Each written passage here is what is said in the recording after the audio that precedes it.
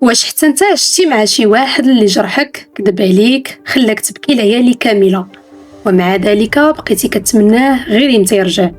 الغريب ماشي أنه أذاك فقط، الغريب هو أنك بقيتي متعلق به أكثر من أي وقت فات. علاش العقل ديالنا كيتشبت أحيانا بالشخص اللي كيسبب لنا الألم؟ الجواب صديقي ماشي هو الحب، والحقيقة أخطر مما كتخيل. أنا سميتي ليلى، مرحبا بك في القناة اللي كنتكلموا فيها على كل ما يخص النفس البشرية والمجتمع بالدارجة المغربية، بلا تعقيد وبلا كلام خاوي. ناخدو فاطمة اللي في عمرها 27 عام، راجلها كيغيب عليها، كيخونها، كيرجع، كيكذب، كيعتذر، وهي في كل مرة كتصدقو وكترجع معاه. الناس من برا كيقولوا علاش ما تمشيش وتخليه، وحتى هي كتسائل نفس السؤال. الجواب ماشي في الإرادة ديالها، الجواب في شي حاجة اللي سميتها لو ليان تروماتيك. هو واحد الرابط نفسي قوي كيتكون ما بين جوج ديال الأشخاص، واحد كيأذي والآخر كيتألم. كيفاش كيتكون؟ هو من خلال واحد الدورة متكررة اللي فيها أذى، اعتذار، حب، أذى، اعتذار، حب.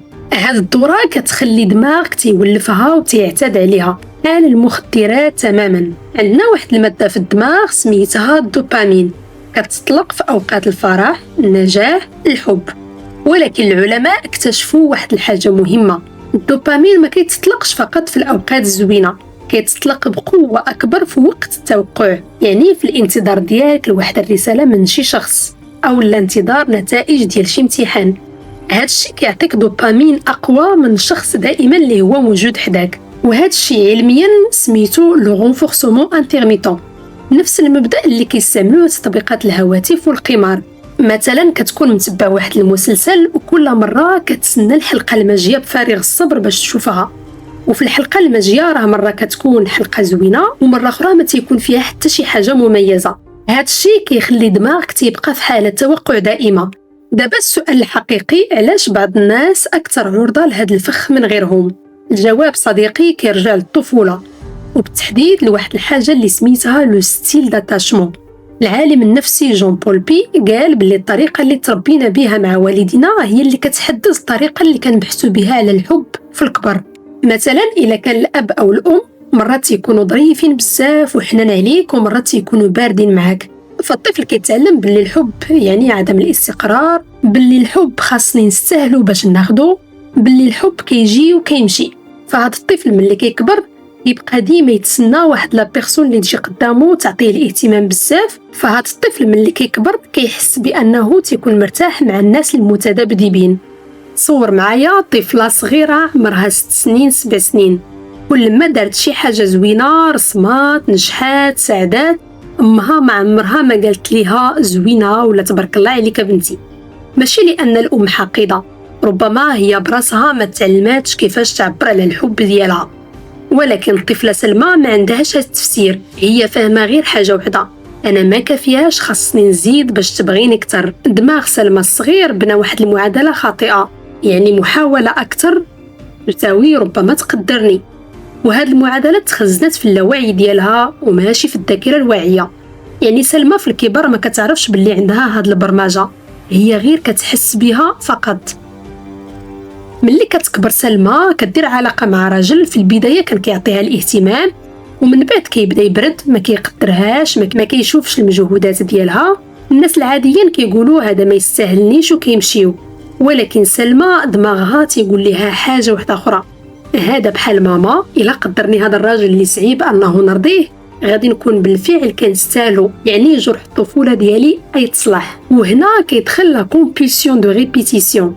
سلمى ما كتبحثش على الالم، هي كتبحث على التصحيح. كتقول لراسها هاد المره هاد العلاقه غادي تنجح، هاد المره غادي يشوف فيا وغادي يعطيني الاهتمام.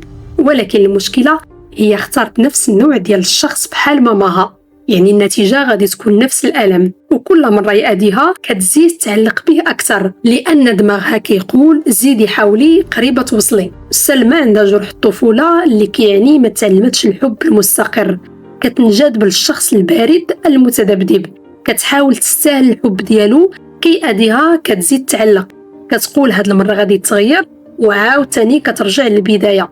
وهذا هو اللي كيخلي الدوره الكامله ديال الاداء ديالها. هادشي اللي قلتو ماشي معناه باللي محكوم عليك تبقى هكا. خصنا نعرفو باللي الدماغ كيتغير وكاينه شي حاجه سميتها لا نوروبلاستيسيتي، ولكن التغيير راه محتاج 3 ديال الخطوات. اول حاجه هو الوعي، مجرد ما تعرف علاش كدير داك الشيء كيبدا يفقد القوه ديالو عليك. ثاني خطوه هو انه توقف على تبرير السلوك ديال الاخر، لا هو كيبغيني غير هو ما كيعرفش يعبر، لا عنده مشاكل ولكن في الاصل راه ظريف. هاد الجمل كتخليك تبقى في هذيك الدوره غير المتناهيه. ثالث خطوه بدا تعرف على الهدوء. الشخص المستقر اللي ما عندوش هذاك الذبذبات راه هو الامن بالنسبه ليك. دماغك محتاج يتعلم باللي الحب المستقر راه ممكن. المشكله صديقي ماشي فيك، المشكله في اللي تعلمتيه على الحب. التعلم كيتغير. قبل ما تمشي، الى هاد الفيديو خلاك تفهم شي حاجه على راسك ولا على شي شخص قريب منك، معناها هاد المحتوى وصل لك. الى بغيتي يوصلك كل فيديو جديد اشترك دابا وفعل الجرس، لان يوتيوب ما كيبينش الفيديوهات لكل الناس. وإلا كتعرف شي واحد محتاج يسمع هاد الهضره اشترك معاه لا فيديو، هذا اكبر دعم تقدر تعطيه للقناه.